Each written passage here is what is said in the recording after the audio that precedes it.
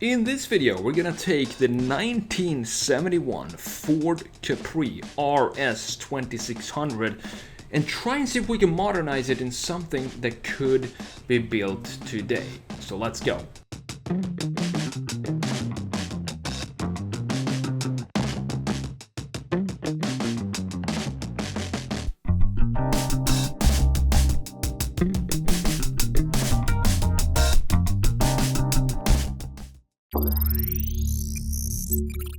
Hey guys, and welcome back to the channel. Today we're gonna try and redesign, modernize the Ford Capri right here. This specific one is a 1971 Ford Capri RS 2600. If I could get this car, I would get it exactly like this car right here. The exact same color, the spec, everything, the black hood and the wheels. I love everything about this car. But what we're gonna try and do today is take this car and modernize it into something that could have been produced today. So what does that mean? What are we gonna do exactly to this car here? So let's have a look at these typical 70s styling that we have here. We have a very a front that kind of goes into the body and kind of folds into the front wheels right here, as you can see. And this wouldn't work in a modern car. So what we need to do is just extend something here and redesign the lower part of the front end to have at least some sort of bumper here visualized,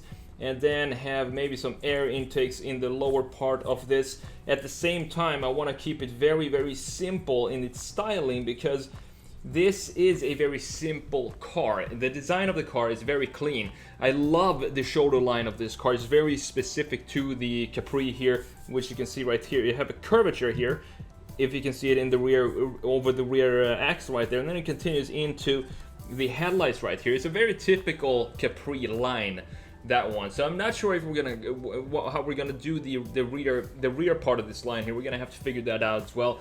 And on top of that, we have all the details. We have the headlights look very old. We have these windshield wipers right here, both on both sides, obviously, that don't look like this today. Today they're hidden under the bonnet or under the hood.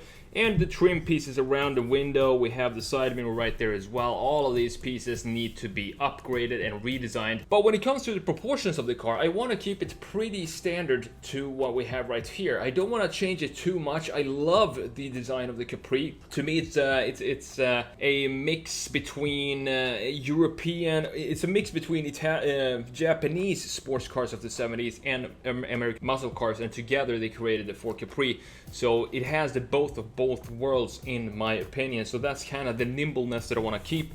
Also lower it in the back here, so we bring the whole car further down to the ground. I love these wheels. I think I'm just gonna keep these wheels as they are, just upgrade them and have them be larger. Same with the width of the tire in the rear here. So maybe it's going to be more of a resto mod than a complete modernization of this car, since it's such a classic looking design that I want to keep most of. But we can have some fun and see what we come up with. So let's continue in Photoshop and let's get started with the redesign. The Ford Capri is a fastback coupe built by the Ford Motor Company between 1968 and 1986. And it was designed by Philip T. Clark, who was also involved in the design of the Ford Mustang and several mid-engine Mustang concepts for the Mustang 1 concept in the early 1960s. He also had a hand in the design of the legendary Ford GT40 race car during his short career. He unfortunately died at 32 from kidney failure, and his most famous design to this day is that of the Mustang running horse emblem. It would have been interesting to see what type of legendary designs Philip T. Clark would have come up with if he hadn't died at 32. As I mentioned, the Capri was intended as the European equivalent of the Ford Mustang, and it went on to be highly successful, for Ford selling nearly 1.9 million units in its lifetime. A wide variety of engines were used in the car throughout its production lifespan, which included the V6s at the top of the range and V4 engines in lower spec models, and later on also inline 4 engines. It was first unveiled in January of 1969 at the Brussels Motor Show, with sales starting the following month. Ford had a very high expectations on the Ford Capri and wanted it to be just as successful in Europe as the Mustang had been in North America. They wanted to produce a European pony car. It was mechanically based on the Cortina and was originally named Colt during its development stage. However, if you know the car names of the past, you know that Ford was unable to use the name because it had already been trademarked by Mitsubishi for its small hatchback named the Colt. Although a fastback sporty coupe, Ford wanted the Capri Mark I to be affordable for a broad spectrum of potential buyers, and to help achieve that, it was available with a variety of engines. You had the 1.3, the 1.5, and the 1.7 liter V4 engines, in addition to the 1.3 and the 1.6 liter inline 4 engines. The 2-liter German-built V6 was fitted to the top of the line models early on. A new 2.6 liter V6 appeared in September of 1971, powering the Capri RS 2600, and this is the specific model that I'm using right here in this video for this modernization. This model used fuel injection to raise the power to 150 horses, and this car, the RS 2600, could sprint from 0 to 60 miles per hour or 0 to 100 kilometers per hour in just 7.7 seconds. Not bad for a car of this time period. From 1970 to 1978, the Capri was sold in North America, and they were all German built. All the US cars that was imported, they were all built in Germany. What signified the American Capris were that the turn signals were grille mounted on all US spec Capris. As with a lot of imported vehicles of the time, the 1973 model had the federally mandated 5-mile-per-hour front bumper for 1973. So the bumper was extended to meet the federal front and rear 5-mile-per-hour standard, and the gap from where they extended from the body of the car was closed with a silver filler panel. And this is typical for cars of, specifically sports cars of this time. You have the BMW 2002, the Mercedes SLs of the 70s as well, or the Ford Capris. It doesn't matter what car those bumpers ended up with, the US spec one, they always look absolutely horrible and just destroy the design of the car, and they look like park benches front and rear. So a lot of owners of these cars these days, they tend to switch them out and retrofit European spec bumpers to these type of cars from this era, which are a lot slimmer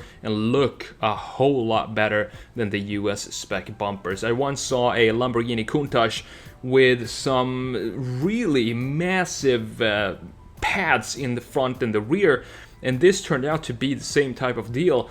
They had to put those bumpers on the Countach as well to legally be imported to the US at the time. Now let's discuss this redesign here and what exactly is going on. So what I said in the brief in the beginning of the video here is I want to keep it close to the original design. I love the design of this car. It feels like it's a mix between the Japanese sports cars of the time, the Toyotas and the Nissans and or Datsun at the time, and the American muscle car, and the Capri sits right in the middle. It's just as if one of them, both the parents are both a Japanese sports car and an American muscle car, and they had a baby, and boom, you have the Capri. That's what I feel about the design when I see it.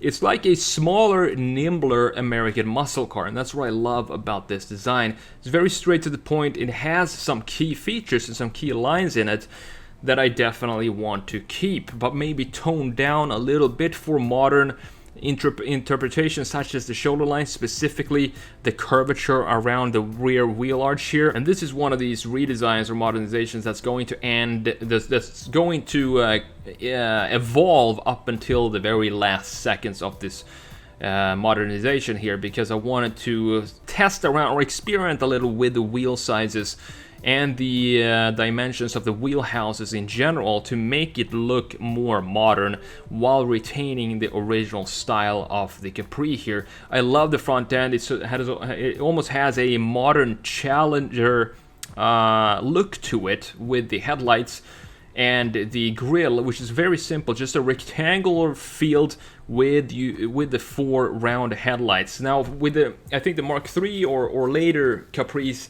they facelifted this car and implemented rectangular headlights, and to me that just totally destroys the aggressive front end, the very cool front end of the Capri when they did that update to the car. If I were to buy a Capri, I would probably get a Mark I, because I think those are the ones that look the best and look like a mix of some really cool American muscle car.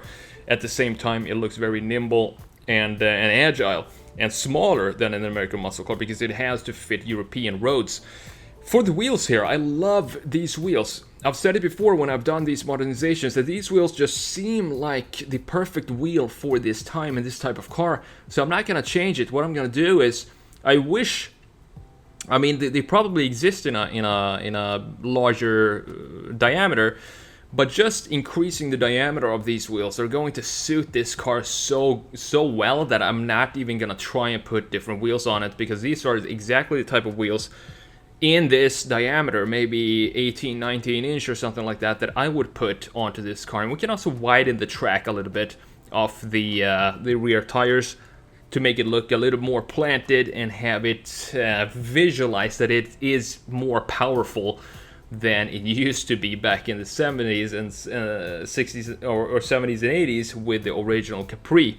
And talking about the front bumper here, I wanted to add some sort of bumper, because that's a modern way that companies build cars, is to have the bumper integrated in the body, in the actual design of the body, and not have it be a separate piece. So I wanted to integrate a bumper, and the easiest way to do that in this design is to keep it very, very simple. And since we have a huge black part on the lower part of the bumper, we need to think about current Ford design. So I was thinking about the Ford GT when I was doing these wings at the bottom of the car, and trying to get a little bit inspiration from the Ford GT and implement something similar to those wings in the lower fender, and have them be very geometrical, because that's the name of the game when it comes to the Capri and also the American muscle car, the Mustang of the time. Very geometrical designs, so we gotta keep it very simple and not do a lot of curvatures and over styling to this car. And that's pretty much the modernization for this video. I really hope you enjoyed it. If you did, make sure you hit the like button and subscribe to the channel. Now I'm just going to show you the before and after, and then call it a day. Thanks for watching. I'll see you in the next video.